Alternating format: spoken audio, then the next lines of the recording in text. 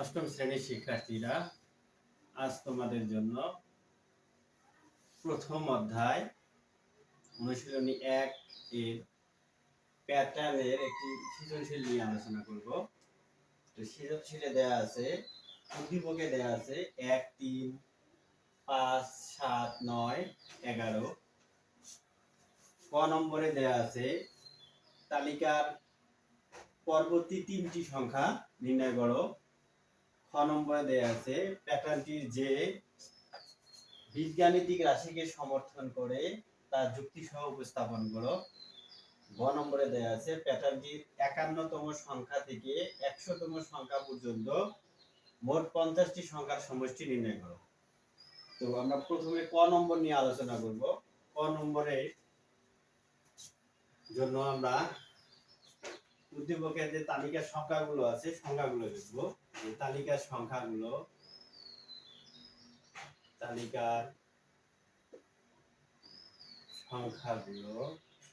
তালিকার সংখ্যা 1, 3, 5, 7, 9, 11। তো পরবর্তী সংখ্যা নির্ণয় করতে আমাদের লিখতে হবে পাশাপাশি দুটি সংখ্যার পার্থক্য। আমরা লিখব পাশাপাশি দুটি সংখ্যার পার্থক্য।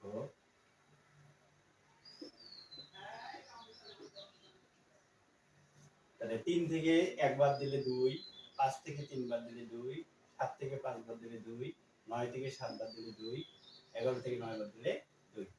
তাহলে প্রতিবার পার্থক্য 2। তাহলে আমরা লিখব প্রতিবার পার্থক্য 2। প্রতিবার পার্থক্য 2। তাহলে আমাদের যদি বলে যে পরবর্তী সংখ্যা নির্ণয় করো, অথবা পরবর্তী তিনটি সংখ্যা নির্ণয় করো, অথবা পরবর্তী দুইটি সংখ্যা নির্ণয় করো, তাহলে আমরা সংখ্যার পার্থক্য বের করব। পার্থক্য যা হবে আমার উদ্দীপকের প্যাটার্নের শেষের সংখ্যার সাথে পার্থক্য যত হবে সেই সংখ্যাটা শুধু যোগ করে দিব। যোগ করলে আমরা পরবর্তী সংখ্যাটি পাবো। তাহলে পরবর্তী তিনটি সংখ্যা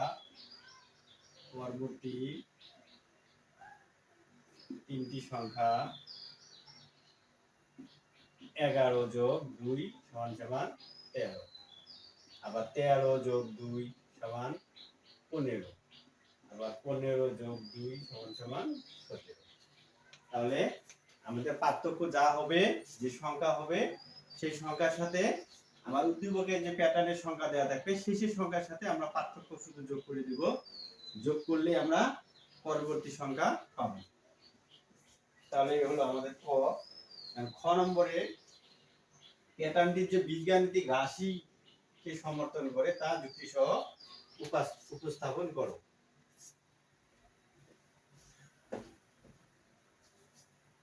তাহলে এই বীজগাণিতিক রাশি বের করতে গেলে তাহলে আমাদের প্রথমে দেখতে হবে এই প্যাটার্নের যে পার্থক্য বের হয়েছিল সেই পার্থক্য কত, সেই পার্থক্যটা আমরা লাগবে। তাহলে আমাদের ক নম্বরে পার্থক্য বের হয়েছিল 2। তাহলে আমরা লিখব যে ক হতে পাই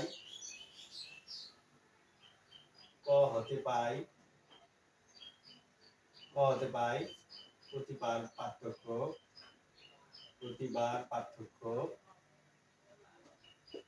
2। তাহলে আমরা এখন লিখব যে প্রথম সংখ্যা 1। এখন আমরা বীজগাণিতিক রাশি বের করতে হলে আমরা পার্থক্য যত পাবো সেই পার্থক্য লিখব, গুণন দিব। যেহেতু এটা প্রথম সংখ্যা এই জন্য 1 গুণন করব। তাহলে দেখো 2 হলো পার্থক্য যত হবে সেই সংখ্যা, আর 1 হলো প্রথম সংখ্যা যেহেতু এই জন্য 1। তাহলে 2 আর 1 যোগ করলে কত হয়? 2 1 কে 2, কিন্তু আমাদের সংখ্যাটা কত ছিল? 1। তাহলে যেহেতু বেশি হয়ে গেল 1, এই জন্য আমরা -1 বিয়োগ 1 দেব। তাহলে দেখো 2 1 কে 2, 2 থেকে 1 বাদ দিলে 1। তাহলে আমরা এখন লিখব দ্বিতীয় সংখ্যা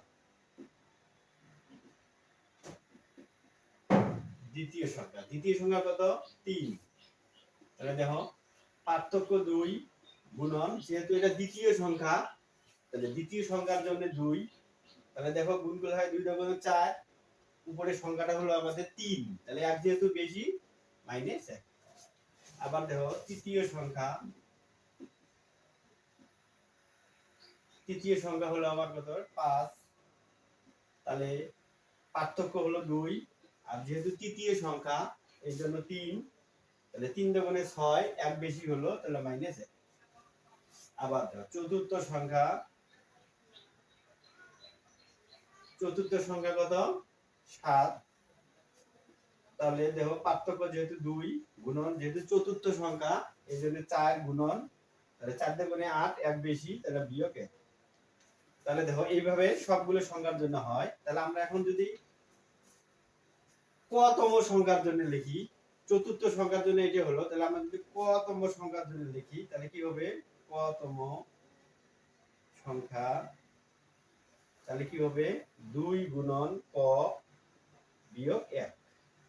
তাহলে এই যে ক যে আমার অজানা রাশি, এই অজানা রাশি এই জন্য হলো আমার এটা হলো বীজগাণিতিক রাশি। তাহলে আমাদের এখন বীজগাণিতিক রাশিটা হবে বীজগাণিতিক রাশি 2 ক বিয়োগ 1।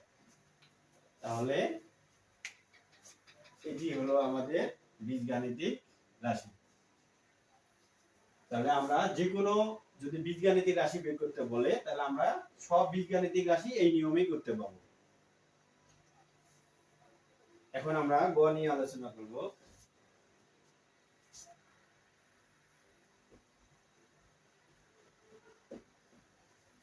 দেখো গ নম্বরে দেয়া আছে প্যাটার্নটির 51তম সংখ্যা থেকে 100তম সংখ্যা পর্যন্ত মোট 50টি সংখ্যা সমষ্টি নির্ণয় করো।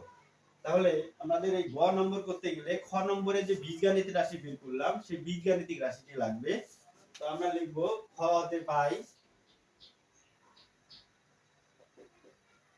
হতে পাই বীজগাণিতিক রাশি, বীজগাণিতিক রাশি 2 ক বিয়োগ 1। এখন যেহেতু 51তম সংখ্যা এবং 100তম সংখ্যার মধ্যে বের করতে বলছে, তাহলে আমরা এই বীজগাণিতিক রাশির মধ্যে ক এর মান একবার 51 বসাবো আর একবার 100 বসাবো। 51 যখন বসাবো, 51 বসালে যে সংখ্যাটি পাবো সেই সংখ্যাটি হবে আমাদের ওই সূত্রের জন্য প্রথম সংখ্যা, এবং 100 বসালে যে সংখ্যাটা পাবো সেই সংখ্যাটা হবে আমার সূত্রের শেষ সংখ্যা, এবং এই 50 হবে আমাদের পদ সংখ্যা। তাহলে আমরা লিখবো যে 51তম সংখ্যা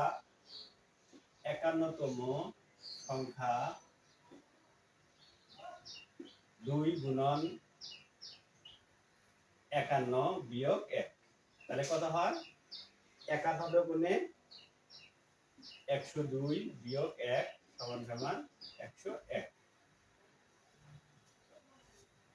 আবার 100তম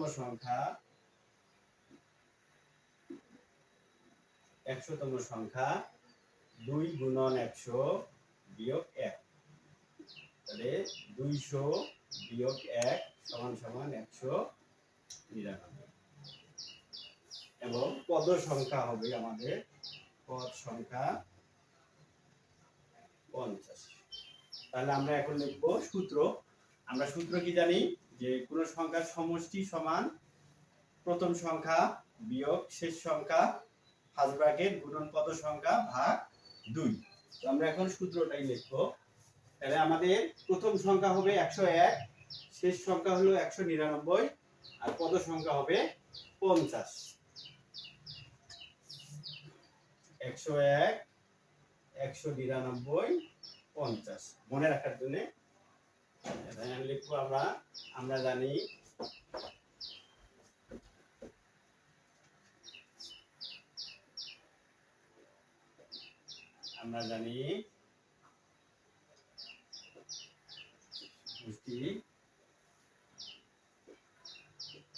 প্রথম সংখ্যা শেষ সংখ্যা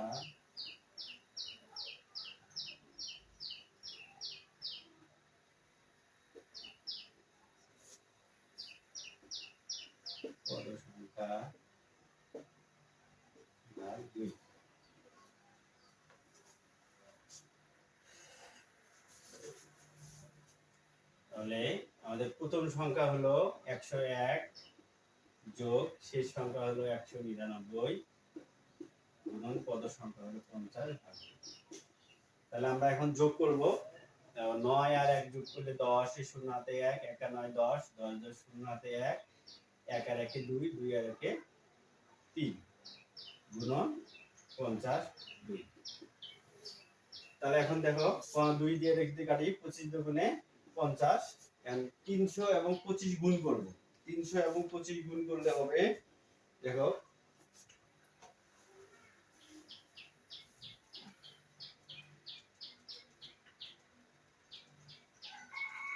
300 গুণন 25 গুণ করলে হবে 7500। তাহলে এটা হলো গয়ের উত্তর। এভাবে যে কোনো সংখ্যার সমষ্টি যদি বের করতে বলে তাহলে আমরা শেষ সংখ্যাটি বের করব, প্রথম সংখ্যাটি বের করব এবং দেখব পদ সংখ্যা কত, দিয়ে এইভাবে আমরা বের করতে পাবো। আজ এই পর্যন্তই, ধন্যবাদ।